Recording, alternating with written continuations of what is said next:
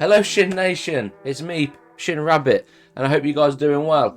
I've got my face back on the camera. Yes, if you've watched my last few videos, then you'll know that I've been doing video discussions with gameplay in the background. I've kind of shied away from getting the webcam out and everything like that, but I wanted to sort of change things up a little bit. So I was thinking about some topics that I wanted to talk about, things that interest me, and one thing that I noticed is a lot of games that I really love or really enjoy, a lot of them I feel like are quite disrespected when it comes to reviews.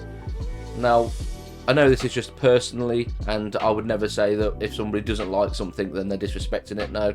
But for me personally, I think these games on this list deserve to be higher.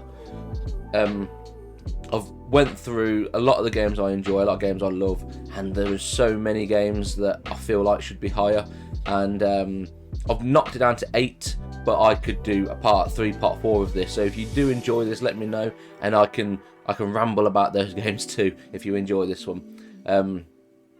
So the way this is kind of going to be structured is I'm just going off Metacritic critic reviews, no user reviews. There's no IGN, so there's no Alien Isolation with a 7 out of 10, whatever that gave it.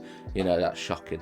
But no, this is just Metacritic. It's just a bit of fun. There's nothing too serious about this, you know. Whatever I say is not the definite answer. No, it's just an excuse to talk about things I enjoy. So let me give you an example. So let's say we all know Deadly Premonition. We all know Deadly Premonition. Most of us probably agree that Deadly Premonition is underrated and is a bit of a masterpiece.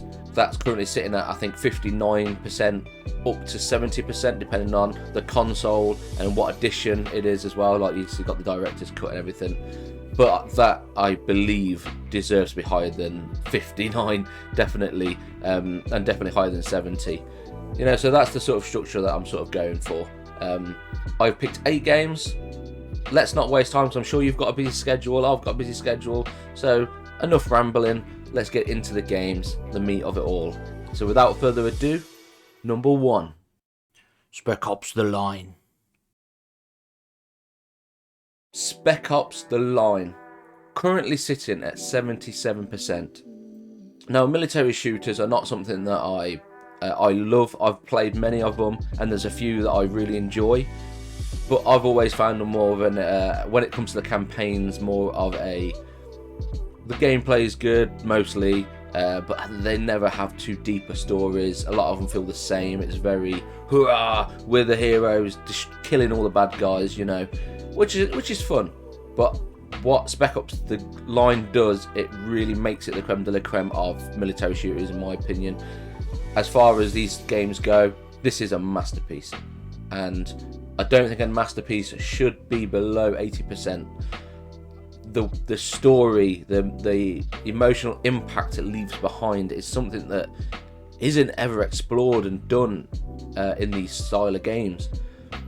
And there's many videos out there that pick every little bit, every detail apart. And when you watch them and when you replay the game, you really understand how massively crafted this game is. Every little detail, whether it's the story, gameplay, the opening, the early parts, the ending, all meshes and all connects to get across this message. And I know I'm using that word a lot, but that's why this game is so impactful. Now, the gameplay, yes, there's definitely games in this genre that play better, I will say, but it still plays well, and it's still a fun shooter. But what it does do that separates itself from all the others really makes it stand out, and the fact that it's a 77% kind of surprises me. You know, maybe I'm a little bit delusional, but I do feel like a lot of other people agree as well. And if you don't agree with me, then you're wrong. As simple as... No, I'm joking though. But I think it deserves to be over 80%. Number 2. DAYMARE 1998. Is DAYMARE. Now, the Xbox and PC reviews are about in the 60s, but the PlayStation is currently sitting at 52%, and I played this on the PlayStation, and I loved this game. I adored this game.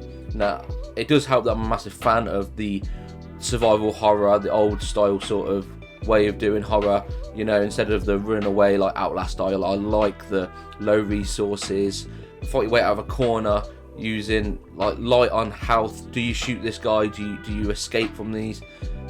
Few interesting puzzles, lots of backtracking. That's probably my favourite genre, survival horror, and I think DAYMARE does an incredible job at capturing that. You know, even to the point where it has Resident Evil 1 standards of dialogue. I mean, there are phrases in this that I use day to day, you know, like, because it just makes me laugh. You know, if depending on the situation, I'll crack out some of these, and because it is hilarious. The Sacred Heart Hospital. He's going there, and then he'll be there. Very smart. As much as some of it is quite badly hilarious, it does some things excellent. When it comes to capturing the old survival horror feel, is actually really, really, really good. You know, it does have some jank. It is an independent game. It doesn't have a massive budget behind it, but 52% kind of makes it seem a lot worse than it is, because the things it does well are fantastic. When you think about it's 52%, that's really close to being a red square, Metacritic red square, next to things like Balan Wonderland and things. I don't understand how it can be even closer then, because I think if I was going off my sort of humble, non-biased opinion, where I can see the shortcomings, but the way the game made me feel, if I was being fair, I would say 97 to 99% Metacritic. Get out of here, Zelda. DAYMARE's here. Number 3. Beyond Two Souls. Beyond Two Souls, currently sitting at 72% Metacritic. And, you know, you can contact me via email and tell me how much of a fucking idiot I am. But I love this, and I think that this is just as good as the other Quantic Dream games. And I'm a big fan of like your Heavy Rain, Fahrenheit. I do really enjoy them games. And I wouldn't necessarily say Beyond Two Souls is a better game, but I think it's probably the one that sticks with me the most. I feel like it's, despite the supernaturalness about it, it's probably the most relatable game, you know, and I feel like it tells the more personal story, and that just resonates with me a lot more. Like I say, I really love Heavy Rain and Fahrenheit, and I wouldn't necessarily say that it's better. I'm not, but I do believe that it's as good as them. And like I said, I know there's a few issues when it comes to a few plot holes, and one criticism I always have with it is I believe the sections with the sections where you play as the spirit, I can't remember his name now, I do feel like they are a little bit they're a bit long-winded, and they sort of take the pace out of it because it takes so long. You know, it feels cool to go in and take out this police team, the SWAT team and everything like that, but then it just lasts too long, and then you end up there trying to find what's the next thing to destroy. Kind of kills the tension a little bit, but overall this game is really fantastic. I mean, you've got excellent performances from Elliot Page, Willem Dafoe. For me, most of Quantic Dream games are I think all of them are over 80%, and the fact that this is sitting at a measly 72%, I don't think gives it full justice, and it needs to be at least with those over that 80%, in my opinion. Number 4. Godzilla on the PS4 with 38%. Now, this is where you say I've lost my marbles, but I never had marbles in the first place. This game is a masterpiece for me. I don't think it's great. I understand why people don't like it, but you've got to remember, my name is Shinrabit. Shin comes from Godzilla, Shin Godzilla. I've got Godzilla up there. I've got another room dedicated to kaijus. I've got my Godzilla top on. I adore kaiju, and this game is what I need. It's what I want. like even more so than like the PlayStation 2 Godzilla games, which are fun. But this one makes me feel like I am a kaiju. You know what I mean? Like, and a lot of the things that people complain about, like the slow movements and the clanky controls, that makes me feel like a man in a suit. You know, yes, I'm defending poor game design with a feeling of being a man in a suit. I know it doesn't make sense, but you know that I know a lot of people that enjoy kaijus that love this game too. You know, so it is. I think it's created for a certain audience. So someone like myself, seeing this as a 38%, one of the lowest rated games on PlayStation of the current generations, one of the lowest rated games, is blasphemous for me. You know, this is a lot of our wet dreams. So let us have this. Let us have this one.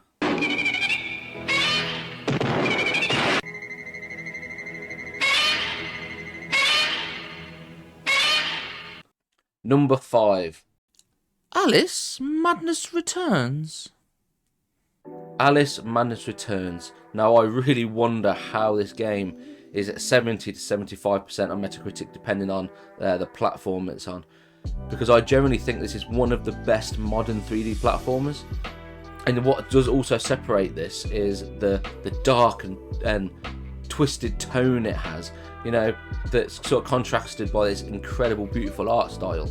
When every time I thought of Alice in Wonderland or anything, or you know, I've always kind of pictured this more darker side, and I feel like this is the closest thing to how I've always pictured it. It's got excellent platforming, really great environments, thrown in with some really strong combat as well. Really strong, excellent combat. Just like Spec Ops: The Line, I think this is a masterpiece that is below 80%. And I can't have a masterpiece below that. And, you know, it's one of my all-time favourite games. So I am biased. I am maybe seeing things differently than, you know, what the critics do and everything like that. But in my opinion, I just think this is such a fun game. If I was to be picky, I would say it may be a little bit long. And I've heard a few people say that, and I would never disagree, because it is a little bit long. But I enjoy it. I don't give me more. I don't mind. You know, we want a sequel. It has a really good story, really dark and depressing story, and then it's got some really great world building where you can go around and collect these collectibles, and each collectible is sort of linked to certain characters, and then you can really start to understand the world and all the characters around you. It's really just it's so dark and so great, you know. And if I was to kind of compare this to another game, I always kind of think of Psychonauts. And I know, don't come beat me up, because yeah, I'm not saying that Alice is objectively better game than Psychonauts, but the fact that Psychonauts is at 88% and Alice is so far behind in the 70s, early 70s as well, I just don't understand it, you know. And I just believe that it should be closer to the Psychonauts score. Please don't hate me.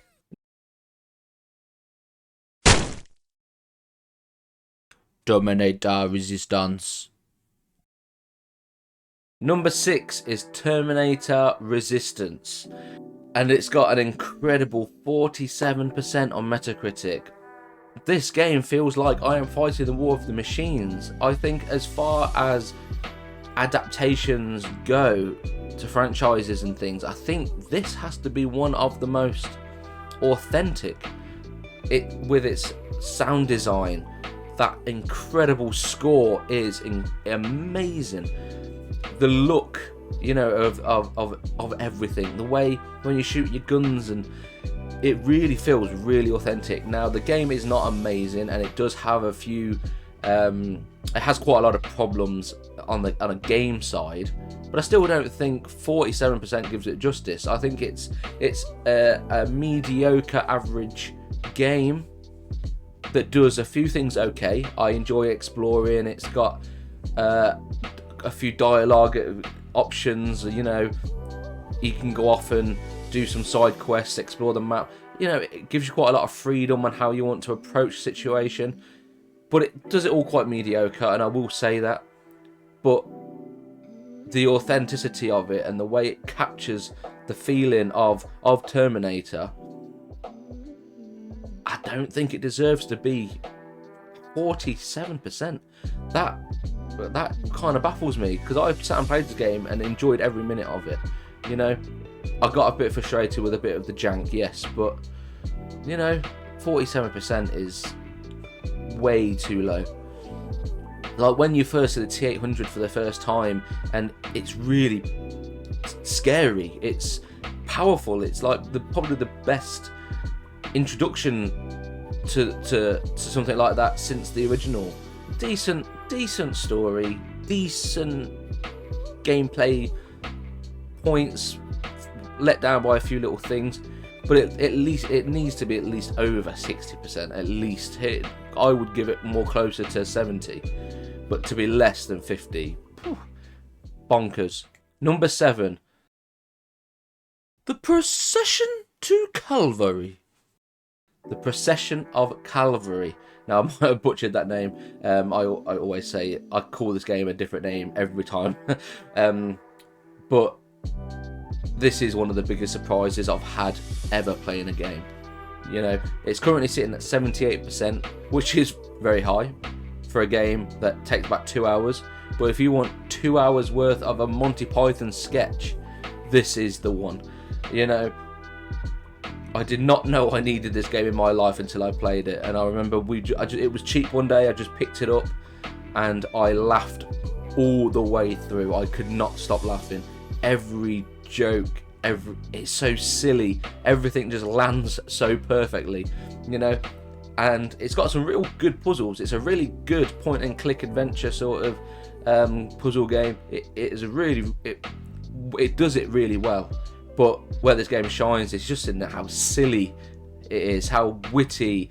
You know, one minute you've got a really intelligent, funny joke that you go, oh wow, yeah, I get that, and then the next minute you've got things farting and it's just mental, you know. And also, if you wanted to, you can literally complete this game in 10 minutes, because you can run from the start all the way to the end and just murder everyone. You know, you've got like, usually the most puzzles are like, there's a guy guarding a door and he's like, oh, I want this book, example, and you have to go and do loads of little puzzles and complicated little things to get there. But you can literally just run from the start of the game to the end of the game, murder everybody, and it's got this incredible art style. It's like based on all these old paintings. Yeah, and it's kind of, if you watch like the Monty Python movies, the animated sort of collage style animation, this is what this uses. And I've not played a game like this before, and it's one of the funniest games I've ever made. Like, I wouldn't say it's not quite as deep and as good as things like Portal 2 and things, but I think for laugh per minute, it is up there. It's one of the best. You know, this game is brilliant. If you don't know if you feel a bit down one afternoon, pick it up. It takes about 2 hours to finish. You know, so currently sitting at 78% on Metacritic, but it has farts in it. So I'm gonna give it 1,078,000. Number 8. I can't keep doing this. Shadow of the Damned. Shadow of the Damned, 76%. Here is another masterpiece, in my opinion, that is below 80%. And I will not stand for that, you know. I've played this game countless times, and it is one of the best action horror games. You know, yes, I think some games are a little bit scarier, and I think some games have a little bit better action, but the overall package of this is phenomenal. And the script, the story is all so bonkers and so sometimes intelligent, but then sometimes just stupid. But I love all of it, you know. And then Garcia and Johnson's partnership are so underrated. I don't ever hear anyone talking about it, but those two together are hilarious. It's got one of the best end game post-credit sequences of all time. It's just the batshit insanity of this game. I will never forget this game, and maybe because I've played it so many times I'll never forget it, but it's that cheesy that it makes Resident Evil 4 look like a ham sandwich. It's an absolute blast to play, and I just don't see a lot of people talking about this one. You know, you've got all of these incredible people coming together to make this game, and I think people were expecting more, like with all of these great people coming together, all these great minds coming to work on this one, and I just think it captures it personally. But I've seen a lot of people talk quite badly about it. You know, I respect this guy. He gave it 93%, so he's my friend. Thank you, chap. Well, I hope you guys enjoyed. Like I said, this is just a little bit of fun. It's just an excuse and a chance for me to talk about games I enjoy. But if you agree or disagree, who cares? You know, like, I hope you guys enjoyed. And like I said earlier, leave in the comments a game that you think is massively disrespected, you know, and that needs more loving.